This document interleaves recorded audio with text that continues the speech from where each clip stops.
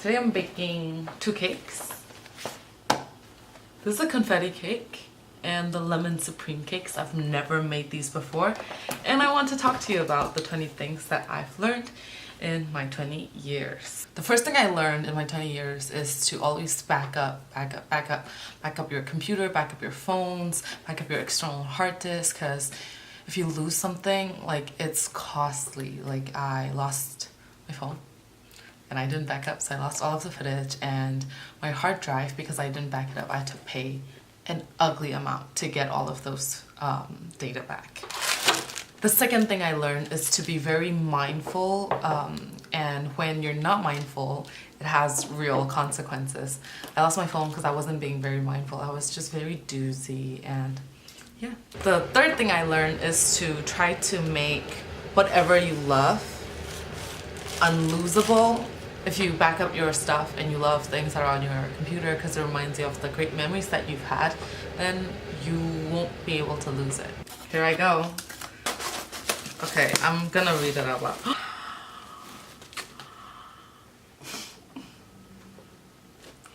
Nini, I love it so much. You do? I do. I love it so much. And it's wool. Wait, read the letter. I like the colors on the envelope. I It got reminds you a of bunch Myanmar. envelopes from Myanmar. Yes, I love Myanmar. Okay, I'm reading it. I might cry. Remember when you made me cry in your car? February 17, 2018. Coco. Dear Coco, happy birthday! Happy 20th! I hope you love the colors on this scarf. I wanted to knit you something that looked professional and neat, but still very pretty. I used the maroon color yarn next to it because it complemented well, but also because of the color of the YS uniform. I know. Lame in capital letters. The YS was where we met, and for so many years, the color that grew up with us and witnessed you turn into the beautiful, kind, strong woman you are today. Insane! Every single strand of the yarn was touched by my hand. I'm glad I pulled it off for you. I can't wait to... I'm so proud of myself. You've made me the person I am today and inspired me to stand up for myself. Aww. And make things happen. You are honest, in touch with your emotions. I know it's hard to feel as deeply as you do, to love deeply as you do. I've always been so invigorated by your ability to love as strongly as you do. I know it hurts, but please don't change that. You wrote this in like the letter you sent to me, like the first one. I know that someday someone will appreciate it all, see in you everything that I do. Oh. I'm crying too. From Myanmar to the US, we've taken on the world together, and the truth is, I don't think I could do it without you. You are my family, and as someone who doesn't count the actual members of her family as such, that means a lot to me. You mean a lot to me. So I refuse to take you for granted, but also that means I refuse to let you take yourself for granted. You are incredible, beautiful, creative, smart, confident, honest, and you are my best friend. You are my best friend. Thank you for always having my back. Thank you for letting me visit your hometown about 6 or 7 years ago, and no matter how lost you feel, I know wherever you find yourself will be the right place. I believe in you, Coco, and I will always love you and support you. Happy birthday, birthday girl. Love always from Ithaca. Thank you so much. Happy birthday. Thank you. You're welcome. You look so good with the scarf. I made it very long so you can like wrap it twice if you want to. Luan nè. Not. I'm so happy. You look so good and you're 20. Is it warm? Okay, glad. I love you so much. I'm gonna I love film you. now. Bye-bye. Bye. I'm so lucky to have such an amazing friend. The fourth thing I learned is that I hate the cold. I hate the cold so much. I hate the cold of Chicago. I hate it. When I was young, I've always romanticized the idea of the cold and the snow because I didn't grow up in the cold or the snow.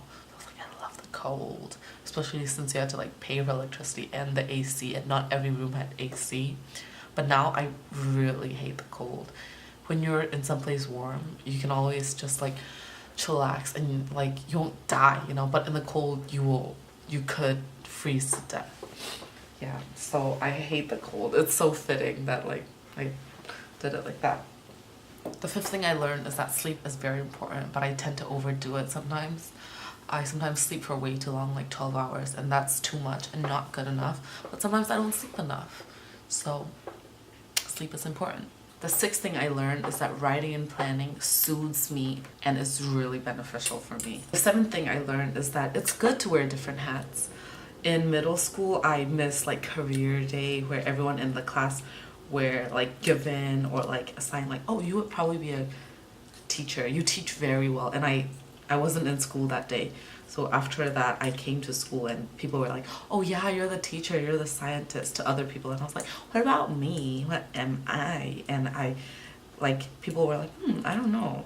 And I took that as like I'm not good at anything. But now looking back, as self-egotistical as it is, I now take it as like I'm good at a lot of things. And I don't just wear one hat, I wear a lot of different hats. And especially now, that's a really, really good thing because I'm well-rounded, and well-rounded people get jobs. Another thing I learned is that sometimes showing up is good enough. If you are in a fitness class or if you're in college, just show up to class and then the rest will follow. Often not being there seems so difficult. You're like, oh, I could just not go. But when you go, you get the work done, at least, if not all of it, some of it, which is better than not showing up. So if you show up to like a boxing class, you'll get there and then you'll get motivated. So showing up is almost always enough. The ninth thing I learned is that having less creates more. My family and I were kind of hoarders, not like all the way, but we do have a lot of stuff. And I've come to realize that having less is better for me mentally, and also it creates more time for me because I don't have to go through stuff to look for what I want. So that's what I learned. The 10th thing I learned is that it's important to apologize even if you didn't do something to hurt someone. You have to apologize because it doesn't matter whether or not you meant it. If you hurt someone, apologize. It's like if you stretch and you accidentally like poke or like punch someone in the back, you would instinctively say like, oh, sorry, you know. That's the same way with things, actions you do. Not every apology warrants forgiveness. Sometimes someone apologizes to you and it's not okay, and you can say thank you or be like, good. You don't have to say like, I forgive you. You literally have to say nothing or just be like, okay, I heard that. The oven's already preheated at 350. Most of the things that people do are not personal. They just do things, and sometimes I do things and I don't think about how it affects other people, and it will affect other people because we live in the same world. Things other people do aren't like personal attacks towards you, you know? So just keeping that in my mind helps me a lot. If someone's like not very nice to me or something, I'm just like, they're having a bad day. Like, they're not trying to make my life miserable. The 13th thing I learned is that therapy will be my lifelong friend, and I'm not ashamed about it. I think it's fun. I know that therapy helps me, and hopefully I'll be in a good financial position to have it for the rest of my life. I'm pretty sure sad is my default like emotion. You know how in like, I don't know, happy or emotion, I don't know, it's a cartoon. They have like different people. Joy, I think, I don't know. They have different people in the head that's controlling the thing. And for me, like the sad person is always like controlling my being. I'm always sad. My brain is not at its full potential yet. It's still developing like the frontal lobe cortex or something. So all the brain functions aren't there yet. Part of my brain that I need to practice self-control and parenting myself is not fully there yet. And that's okay. So I'm learning to be like more relaxed and like kind with myself when I don't live up to my own very, very high expectations. Whatever, who cares? It's going in the oven. I hold on to people and things so much because I was forced to like be left or to leave as a child, like again and again and again, because I didn't live with my parents. And also, vegan baking is good because just eat it raw. I don't have to be scared about like raw eggs. Life is short. To love your family. I was really stubborn about my grandfather while he was alive, and we never got to know each other, so I'm using that as a lesson to get to know my family, be their friend, and just stop being so fucking stuck up.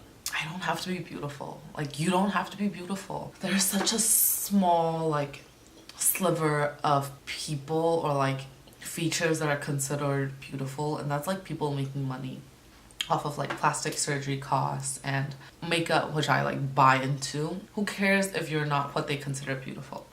You're you, and if you're alive, you've survived everything that's life thrown at you so far, so you're amazing. And the last thing I learned, this was quite a monumental thing, the 20th thing I learned in my 20 years of living. I love myself. I was talking to my friend Morgan the other day, and I asked her like, hey, like what's one thing you learned in your 20 years? And she was saying like, I realized that I love myself. And I was like, what? Like, that's crazy. Like, that's the first thing I wrote down. Part of what I'm saying is going to be borrowed from her because she said it so beautifully. Beneath all this like self-hate and like self-blame, I do love myself. I was in bed the other day. I was just reading, I don't know, hanging out with myself. And I like looked down and I was like, wow, I love myself. So that was a really cool moment to have with myself. To know that I love it. I love myself. So those are my 20 things that I learned about myself. Turning 20 is weird. There's this glorified, romanticized ideal of like teenage years, and that's when all the good stuff happens. But that's not true. Like, my teenage years were a disaster, and I know that my 20s are going to be a disaster as well. I'm 20 now. I have to be kinder to myself than I was before. That's a lot of responsibility, but I think I can do it. If you've recently turned 20, or if you're about to turn 20, or if you're turning any other age, let me know how it goes. Like, is there a switch? Because from 18 to 19, there wasn't a switch. It was just gradual. But now I'm having a lot of trouble being like, I'm 20. I'm 20. I think I just have to keep saying it over and over again. But yeah, thanks for watching. I hope you like this. I am fundraising for the Rohingya that are displaced in Bangladesh, so I'll leave that download link down below for my birthday. If you want to say something nice to me or give me a birthday gift, donating at that link would be terrific and beyond. Thank you so much. Bye. Happy birthday to me. I'm 20 now. Don't be scared of aging and like being lucky enough to live this long. So many people don't get to live to the age that you are. Be grateful. Jessica. Okay. Oh my God. Jessica. Happy birthday to you. Happy birthday.